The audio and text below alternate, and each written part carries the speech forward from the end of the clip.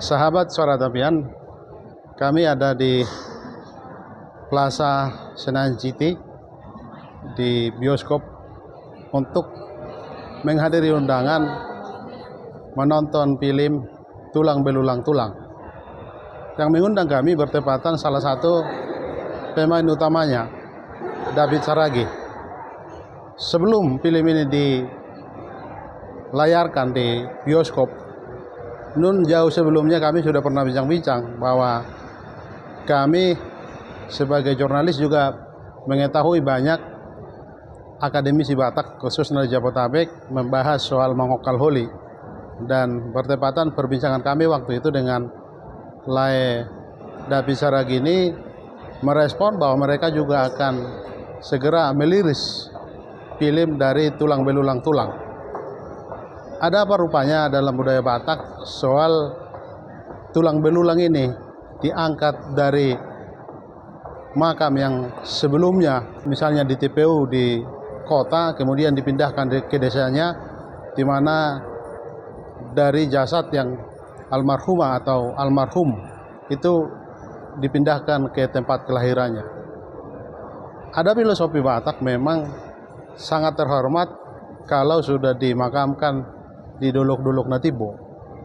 Ini barangkali mitologi yang tidak bisa dianggap sepele, karena mitologi itu menyampaikan bahwa konon Raja Batak, ya karena mitologi banyak juga yang percaya tidak ada sosok dari Raja Batak, tapi dalam mitologi diceritakan konon Raja Batak sebelum meninggal dia berjalan pada gunung yang dibayangkan itu di Pusuk Buhit, dan di puncak gunung Pusuk Buhit itulah beliau duduk dan kemudian tertidur dan akhirnya menghembuskan napas terakhir.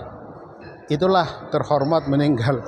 Kalau dikuburkan atau dimakamkan, ditempatkan jasadnya di Dolok-Dolok Natibo, itu adalah sesuatu yang terhormat. Tapi itu mitologi budaya yang juga kami terus harus riset dan teliti apa kebenarannya, karena banyak juga yang tidak setuju, tapi paling tidak ini mitologi yang kami pernah dengar dari beberapa sumber. Lalu apa hubungannya dengan film ini? Film ini sesuatu yang menarik karena petualangan yang penuh haru, penuh cerita dan humor, dibarengi dengan humor. Tulang Belulang Tulang, memang dari narasi judulnya juga udah menarik. Karena kenapa harus tulang belulang tulang? Mungkin ini juga menjadi satu kritik sosial untuk masyarakat Batak. Apa pentingnya memang misalnya kalau sudah dimakamkan atau dikuburkan layak di TPU di kota, misalnya di Jakarta atau di Jabotabek lah istilahnya, harus digali kemudian dipindahkan ke kampung halaman. Memang masih bagian dari kontroversi juga. Sebagian mengakui ini penting karena untuk terhormat, untuk dianggap bahwa seorang yang bisa membangun tugu atau Dolok-Dolok Natibo itu sangat prestisi dan sangat bermakna. Tetapi bukankah cara lain melihat budaya itu, kita melihat dari kritik sosial bahwa membangun atau prestisi itu bukan harus membangun monumen atau tugu yang secara fisik kelihatan. Bukankah juga kita bisa membangunnya dengan monumen yang bisa bermakna, misalnya lembaga pendidikan, perpustakaan, literasi yang dikembangkan, banyak cara.